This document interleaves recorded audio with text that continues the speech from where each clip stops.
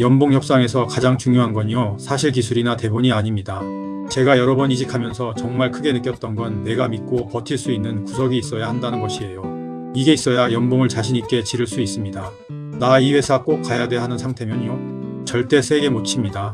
예를 들어 내가 6개월 쉬고 있고 통장 잔고가 줄고 있고 이직 빨리 해야 하는 상황이다. 그럼 내 마음도 쪼그라들고 말투에서도 조심스러움이 드러나고, 헤드헌터나 회사도 그걸 다 압니다. 목소리에서 벌써 급함이 느껴지거든요. 그래서 저는 첫 문장부터 이 말을 드립니다. 연봉을 세게 지르려면 반드시 믿는 구석이 있어야 한다. 연봉을 이해하려면 구조부터 알아야 한다. 연봉을 협상한다고 할 때 많은 분들이 그냥 내 연봉이 얼마입니다 라고 얘기하거든요. 근데 이게 되게 애매한 표현이에요. 실제 연봉은 크게 세 가지예요.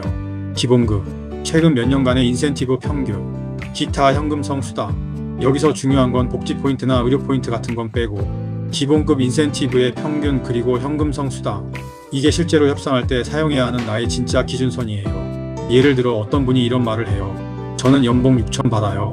근데 알고 보면 기본급 4천에 인센티브가 어떤 애는 2천, 어떤 애는 1천, 어떤 애는 거의 0. 이러면 협상 기준이 일관적이지 않죠. 그래서 저는 이직할 때 항상 기본급 최근 인센티브 평균을 계산해서 이걸 기준으로 희망 연봉의 출발점을 잡습니다. 이걸 모르면 협상하면서 스스로도 기준 없이 흔들립니다. 헤드헌터와의 대화에서 가장 중요한 건, 경력직은 대부분 헤드헌터를 만나게 됩니다. 링크드인만 열어놔도 연락 오고, 사람인이나 잡코리아 프로필 등록해두면 먼저 연락 오죠. 여기서 많은 분들이 실수하는 게 있어요. 바로 희망 연봉을 불명확하게 헤드헌터에게 말하는 것. 예를 들면 뭐 회사 상황에 따라 다르죠. 어느 정도 맞춰지면 좋죠. 이러면 협상력이 그 자리에서 바로 30% 감소합니다. 반대로 이렇게 말해야 합니다. 희망 연봉은 예를 들어 7천만 원입니다. 그리고 최저한도는 초반에 굳이 말할 필요 없습니다. 왜냐하면 최저한도는 협상 후반에 내가 컨트롤하려고 남겨놓는 카드이기 때문에 처음부터 공개하는 건 굉장히 비효율적이에요. 헤드헌터는 회사를 향해 협상도 하지만 동시에 지원자의 카드를 회사에 어떻게 포장해서 전달할지를 정합니다. 그래서 희망 연봉을 명확하게 딱 얘기해줘요. 헤드헌터가 회사를 설득할 근거도 생기는 겁니다. 회사는 연봉을 어떻게 산정할까? 회사도 그냥 대충 이 직원은 이 정도면 되겠지? 이렇게 결정하는 게 아니에요.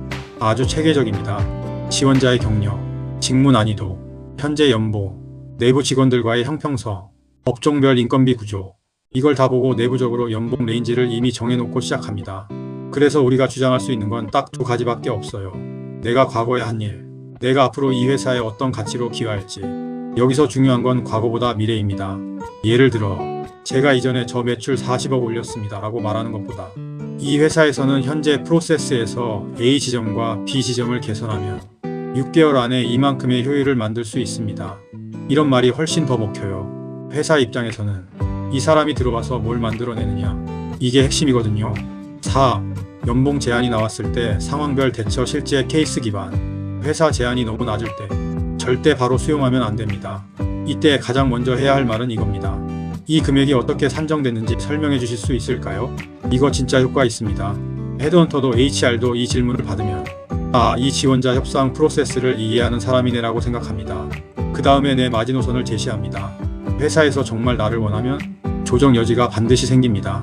회사 제한이 애매하게 아쉬울 때, 예를 들어 내가 7천을 받았는데 6,700이 나왔다. 막상 기분은 아쉽죠? 그런데요, 그 300 때문에 커리어 좋은 회사를 놓치는 건 너무 근시안적입니다. 왜냐하면 월 단위로 보면 20만원에서 25만원 차이에 불과해요. 반면 회사가 주는 성장 기회, 업종 성장성, 경력 발전이라면 그 20만원보다 훨씬 큰 가치를 주죠. 그래서 애매하게 아쉬운 경우에는 커리어 기회와 회사의 태도를 더 보셔야 합니다.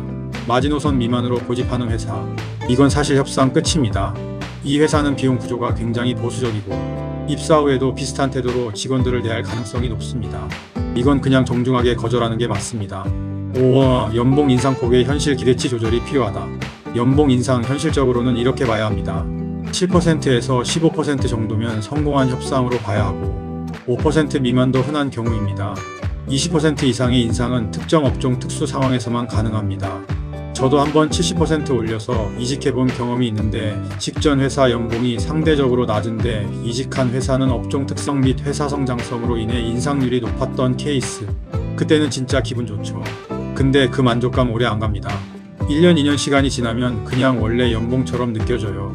사람이 적응의 동물이라서 연봉이 상대적으로 높더라도 그 자체의 만족도는 시간이 가면서 떨어진다. 너무 큰 기대를 가질 필요는 없습니다.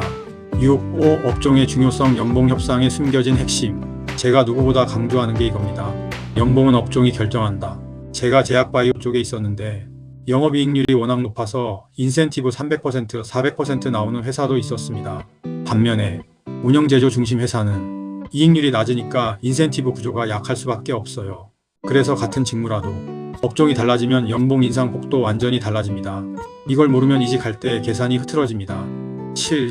디테일 3가지 실제 경험 부분 포함. 연봉 인상 시기. 제 실제 경험 이야기입니다. 어떤 회사는 5월 이전 입사자만 다음해 인상 대상, 이런 규정이 있었어요. 근데 저는 8월에 입사했습니다. 그럼 어떻게 되죠? 연봉 인상이 그 다음 해로 밀립니다. 협상에서 조금 올렸던 금액이 의미가 없어져 버린 거죠. 이게 진짜 억울합니다. 그래서 이건 반드시 확인하세요. 승진 시기. 예를 들어 올해 말에 승진하면 연봉이 15% 인상될 예정이었다. 근데 내가 이걸 모르고 다른 회사로 10% 인상 조건으로 이직한다. 이러면 손해죠. 이직은 승진 사이클까지 고려해야 합니다. 페이밴드. 회사마다 직급별로 연봉 상한선이 있습니다. 내가 이미 상한선 근처에 있으면 회사에서는 더 올리고 싶어도 못 올립니다. 그래서 왜 이렇게 낮지? 이런 오퍼가 나오는 거예요. 이걸 모르고 이직하면 새 회사 들어가서도 불만족이 더 쉽게 옵니다. 사실 쉽지는 않으나 알면 이후 회사 적응 및 동기부여 측면에서 분명 중요한 의미가 있다. 8. 마지막이자 가장 중요한 결론. 재직 중 협상해야 한다. 솔직히 오늘 얘기한 것 중에 가장 중요한 건 이겁니다. 연봉 협상은 반드시 재직 중에 해야 한다. 재직 중이면 마음의 여유가 있어요. 이 회사 아니어도 된다는 심리가 생깁니다. 이 여유는 말투와 협상 태도에서 쭉 드러납니다. 회사도 그걸 다 느껴요. 헤드헌터도 바로 알아차립니다. 저도 삼성 재직 중에 이직했을 때 정말 협상이 편했어요. 마음도 여유 있었고, 그래서 원하는 수준에 훨씬 더 가깝게 협상할 수 있었습니다. 연봉 협상은 기술이 아니라 상황 관리입니다. 내 상황, 회사 구조, 업종, 타이밍, 심리 상태처럼 이 보이지 않는 요소들을 관리하는 사람이 이깁니다.